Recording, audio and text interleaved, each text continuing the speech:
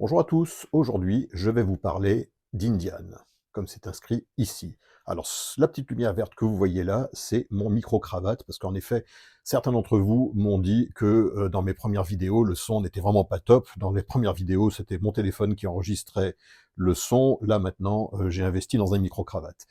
Je vais vous parler aujourd'hui d'Indian, et plus particulièrement de cette pièce-là, qui est assez lourde. C'est donc un amortisseur automobile qui a été fabriqué en 1929 par la société Indian, histoire de diversifier un peu sa production. Mais celui qui est à l'origine de cette diversification, c'est le nouveau PDG qui a été élu, enfin, ou autoproclamé en 1927 par Indian, Louis Bauer. Il faisait partie du comité de direction et c'était un gros industriel originaire de Dayton, dans l'Ohio. Donc il avait des entreprises un petit peu partout dans le nord-est des États-Unis. Et il a acquis une telle quantité de parts de la société indienne qu'il a pu en prendre le contrôle, tout simplement. Il a aussi placé son fils Jack Bauer à un poste de direction au service recherche et développement, et les deux se sont mis en tête de diversifier donc la production, de ne pas fabriquer que des motos, mais aussi bien d'autres choses. Et il se trouve que le président Bauer était aussi patron d'une entreprise qui s'appelait la Hartford Shock Absorber Company de Hartford dans le Connecticut. Et au printemps 1929, Louis Bauer a donc décidé de faire fabriquer par Indian des systèmes d'amortisseurs pour automobiles. Alors, ces amortisseurs avaient été développés, mis au point et brevetés donc par la Hartford Shock Absorber Company, mais ils étaient fabriqués à State Street, à Springfield, donc dans la grande usine de Indian, dont j'ai d'ailleurs ici, attendez, je vais vous la montrer. Ouah, ça pèse encore plus lourd que l'amortisseur, tiens.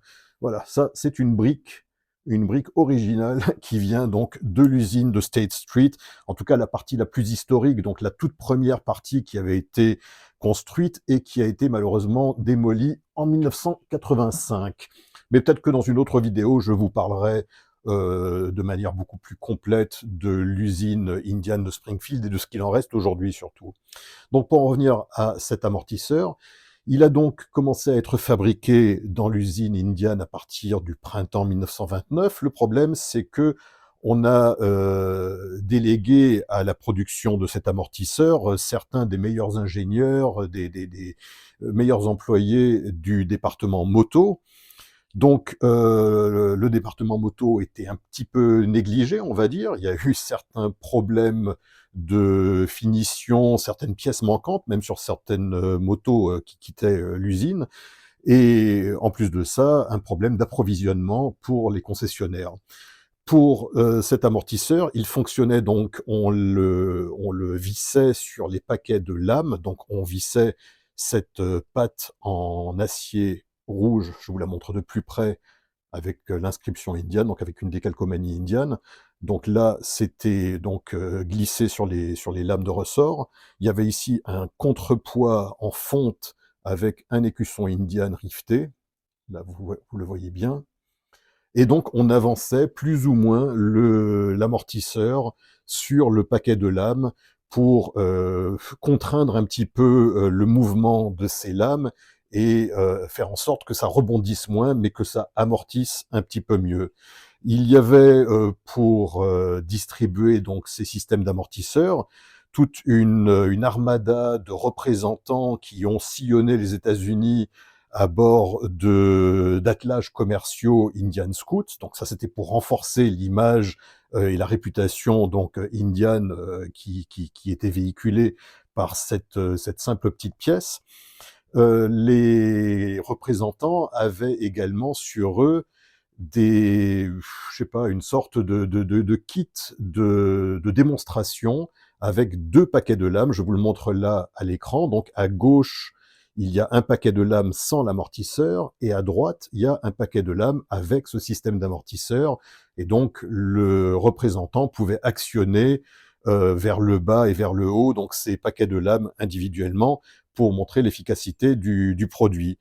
Les concessionnaires auto, les garagistes étaient assez réceptifs dans la mesure où ils espéraient qu'on leur laisserait non seulement ces amortisseurs en dépôt-vente, donc ces amortisseurs étaient vendus au prix de 15 $ le paquet de 4, dans des petits cartons comme celui que je vous montre à l'écran là maintenant. Donc les garagistes espéraient qu'on allait non seulement leur laisser des amortisseurs, mais également des motos en dépôt-vente. Donc ils avaient l'espoir de devenir tous plus ou moins concessionnaires, agents Indian. Ça évidemment, le constructeur de Springfield a rapidement mis un terme à leurs espoirs. Et ceci ajouté au fait que cet amortisseur n'était pas très très efficace, ça a été un flop. Donc la marque Indian a perdu 250 000 $ à l'époque, donc en fin d'exercice 1929, donc 250 000 $ de pertes en 1929. En dollars actuels, donc de début 2024, ça fait 4,7 millions de dollars.